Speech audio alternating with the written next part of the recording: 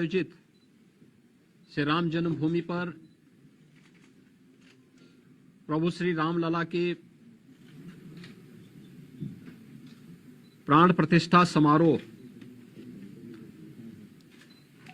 आदरणीय प्रधानमंत्री जी के कर कमलों से 22 जनवरी को संपन्न होना है। स्वाभाविक रूप से संपूर्ण अयोध्या धाम और पूरे उत्तर प्रदेश और देश में उत्साह का माहौल है। अयोध्या में समारोह की दृष्टि से बाहर क्या व्यवस्थाएं हुई हैं, प्रशासन की इस व्यवस्था की समीक्षा करने के लिए आज पुनः मैं एक बार यहां पर आया हूं। स्थानीय स्तर पर प्रशासन ने और प्रदेश सरकार के मंत्रियों ने पहले से ही यहां पर सारी व्यवस्थाओं को, चाहे वह यहां के लोकल स्तर पर ट्रस्ट के साथ समन्वय का हो, यहां की सुविधाओं का हो, ट्रैफिक का है, सुरक्षा का है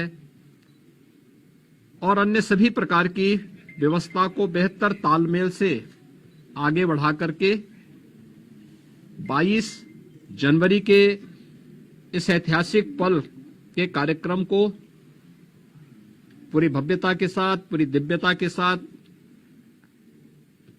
सुरक्षित और सुव्यवस्थित तरीके से संपन्न करने के लिए अपनी तैयारियां लगभग पूरी कर ली हैं।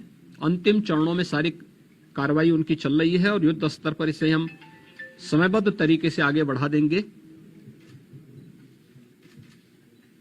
22 के बाद भी श्री राम जन्मभूमि तीर्थ क्षेत्र न्यास के द्वारा प्रभु श्री रामलला के दर्शन करने के लिए जो भी कार्य योजना तैयार होगी, इसके अनुसार यहां पर स्थानीय स्तर पर राज्य सरकार पूरा सहयोग करके आने वाले श्रद्धालुओं को यहां पे पूरी श्रद्धा के साथ उन्हें दर्शन करने का अवसर प्राप्त होगा। यह व्यवस्था सुनिश्चित करने के लिए अपने स्तर पर पूरा सहयोग दे रही है। इसके लिए टेंट सिटी भी लगाई गई हैं, धर्मशालाओं को भी तैयार किया गया है, होटल्स भी यहां बने हुए हैं। लखनऊ, वाराणसी, प्रयागराज, गोरखपुर या अन्य शहरों से यहां के आने के लिए एक बेहतर ग्रीन कॉरिडोर की व्यवस्था भी दी गई है, जिससे कहीं भी किसी को कोई दिक्कत न हो। सुरक्षा की पुख्ता व्यवस्था की जा रही है, किसी भी स्तर पर किसी भी श्रद्धालु को दिक्कत न हो, इसके पूरे प्रयास किए जा रहे हैं। अभी से तैयारियां की जा रही हैं क्योंकि हर एक मन में उत्साह है, उमंग है। 5 सदी के बाद ये अवसर आया है तो स्वाभाविक रूप से हर श्रद्धालु इस बात को चाहता है कि मैं भी रामलला का दर्शन करूं। मेरी अपील होगी सभी जनता जनार्दन से कि जो भावनाएं उनके मन में है वही हमारे मन में भी है, और इसलिए हम लोग बेहतर तालमेल और समन्वय से अगर दर्शन करने के लिए आएंगे तो दर्शन भी हो पाएगा और किसी प्रकार का कोई कष्ट किसी भी श्रद्धालु को और किसी भी आने वाले यात्री को अयोध्या धाम में नहीं होगी। पैदल लोग न चले। हम लोग देख रहे हैं बहुत सारी जगह से लोग पैदल चले आ रहे हैं, वे पैदल न करें। भीषण शीतलहरी चल रही है।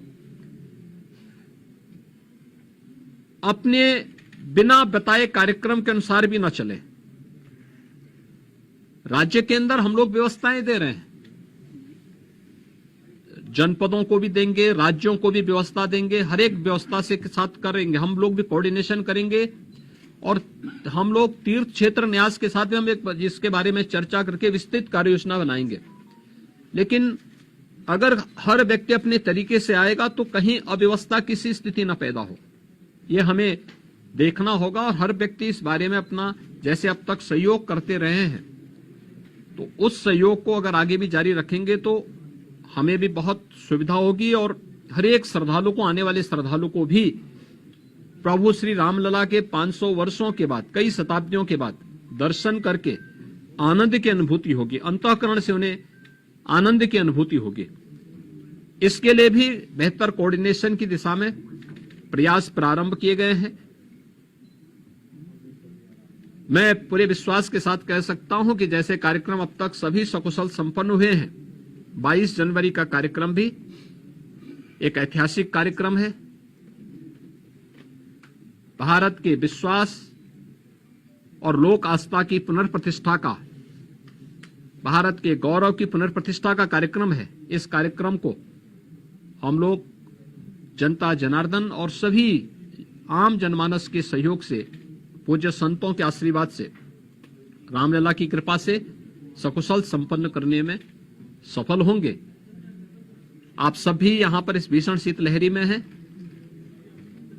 मैं आप सबको भी हृदय से धन्यवाद देता हूं कि अयोध्या की पल पल की घटनाओं को, पल पल की खबरों को आप देश तक पहुंचा रहे हैं और इस अपील को भी पहुंचाएंगे कि बिना प्रोग्राम के और बिना किसी उसके अगर लोग थोड़ा सा धैर्य रख करके अपनी बारी का इंतजार करने के साथ यहां के लिए कार्यक्रम के अनुसार आएंगे तो किसी को भी असुविधा नहीं होगी। इस प्रकार की व्यवस्थाएं यहां पर की जा रही हैं और प्रदेश सरकार, स्थानीय प्रशासन इसमें भरपूर सहयोग करेगा।